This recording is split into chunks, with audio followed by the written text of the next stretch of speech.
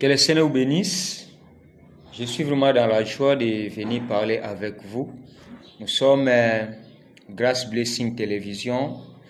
Cherchez sur YouTube, vous me trouverez et vous trouverez toutes les vidéos édifiantes. Nous avons un seul objectif, c'est de parvenir les messages temps de la fin à tout le monde, comme Jésus en a donné une recommandation. Il a dit: allez partout dans le monde et prêchez la bonne nouvelle de l'évangile à toute la création. Donc c'est ce que nous essayons de faire. Alors il y a certaines personnes pour qui nous sommes un sujet de scandale, je dirais, au sujet de Frère Branham. Il y a même un frère qui m'a écrit. Je lui ai posé la question de savoir comment vous allez. Il me dit: je vais bien par la grâce de Frère Branham. Donc ça m'a étiqué, ça m'a choqué. J'ai dit: mais comment vous irez bien, comment vous allez bien par la grâce de Frère Branham, alors que lui-même a eu besoin de cette grâce lorsqu'il était encore sur terre. Donc j'essaie de vous dire une chose: Frère Branham n'est pas notre Dieu. N'est pas notre Dieu. Vous allez dire: oh non, Moïse représentait Dieu pour le peuple d'Israël. Oui, je crois aussi comme vous. Mais Moïse n'était pas un Dieu à adorer. Il était un Dieu à écouter. Il était un messager. Il était un ange pour le peuple d'Israël. Et un ange n'est pas adorable. Frère Branham nous a dit: n'adorez pas les anges. Et si aujourd'hui nous pouvons reconnaître que Frère Branham est prophète, c'est qu'il est un messager. Bon, un messager, c'est un ange. Et nous n'adorons pas les anges. Nous adorons celui qui est au-dessus de tous les anges. Et c'est le Seigneur Jésus-Christ. Ah oui, oui. Je crois aussi comme vous. Oh, Frère Grâce, toi aussi tu es Dieu. Ne crois-tu pas que tu es Dieu? Je le sais. Je suis Dieu. Moi, je suis un fils de Dieu. J'ai été créé à l'image de Dieu. Je suis Dieu. La parole de Dieu, la parole ici c'est Dieu. La Bible c'est Dieu. Et si la parole devient chère à moi, je deviens Dieu. Mais je ne suis pas un Dieu adorable. Je suis un Dieu à écouter. Un Dieu à contempler. Les gens peuvent voir Dieu au travers moi. C'est vrai. Frère Branham n'est pas notre Dieu. Frère. Il n'est pas notre Dieu. On ne peut pas l'adorer. C'est un prophète. C'est un prophète. Ouais. Comparativement à Osée chapitre 12, verset 14. Par un prophète l'Éternel fit monter Israël hors d'Égypte. Et par un prophète, Israël fit garder. Ouais, la Bible elle dit: confiez-vous à Dieu, vous serez affermis. Confiez-vous en mes prophètes, vous réussirez. Nous savons aussi que même notre réussite dépend des prophètes. Oui. Notre réussite dépend aussi des prophètes. Aujourd'hui, nous voulons aller au ciel. Vraiment, nous sommes obligés d'écouter les prophètes. Nous voulons réussir dans la vie, on est obligé d'écouter les prophètes. Mais les adorer, là, nous dirons non.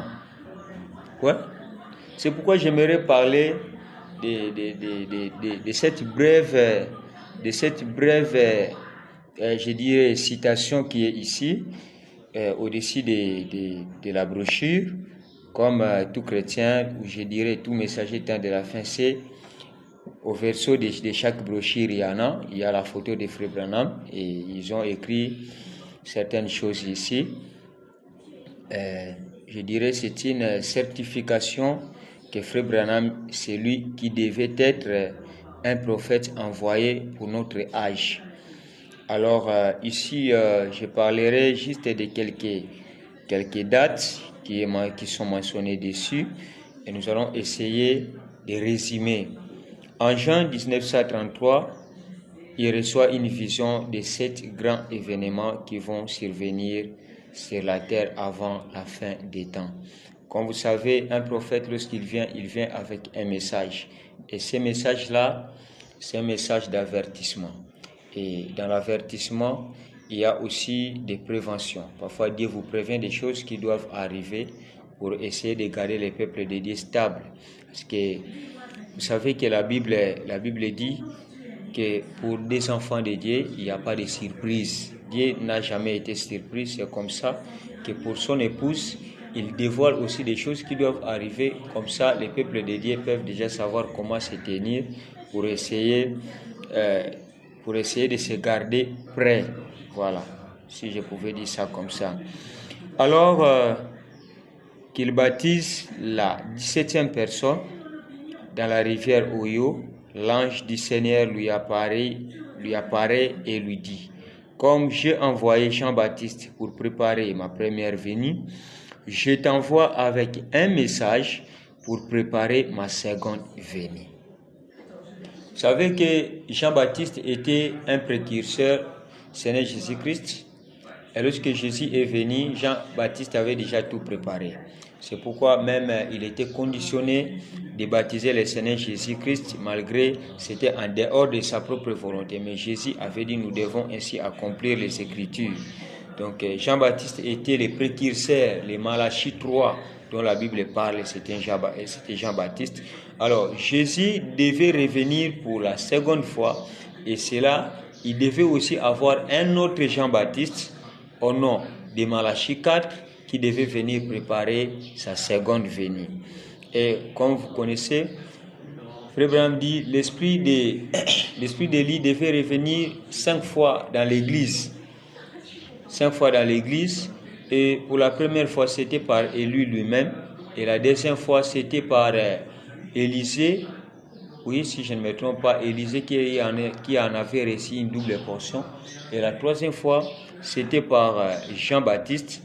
Et la quatrième fois, c'était par Jésus lui-même, sous forme de Malachie 4. C'est pourquoi aujourd'hui, il y a beaucoup de nos frères qui adorent Frère Branham, disant que c'est lui, le Malachie 4, Jésus qui devait venir, Bon, comprenez, mais en tout cas, je crois comme vous, mais moi, je ne crois pas que nous devons l'adorer. Tout ce que Frère Branham disait, c'était au nom de l'Éternel, comme Élie devant les prophètes de Baal, les 400 prophètes de Baal.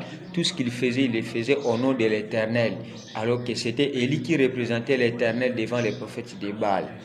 Donc moi aussi, je crois que Frère Branham représentait Christ ici sur la terre, mais ce n'était pas lui qu'on devait adorer.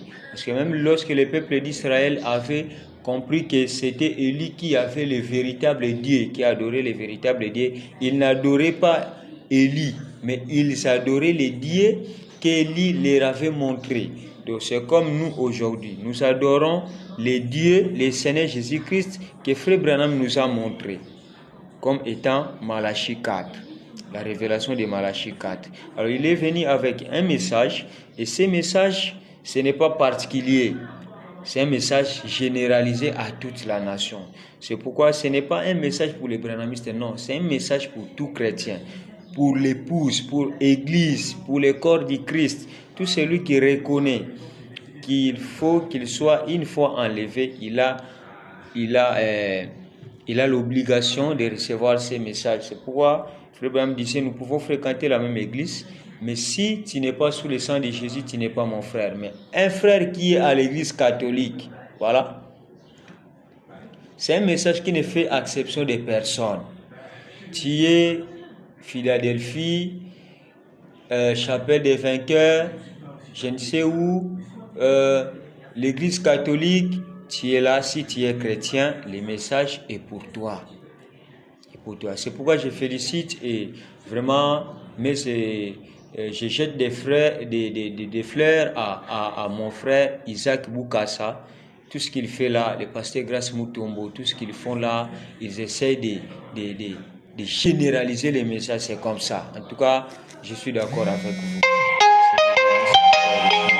Continuez dans ce que vous faites. Je reçois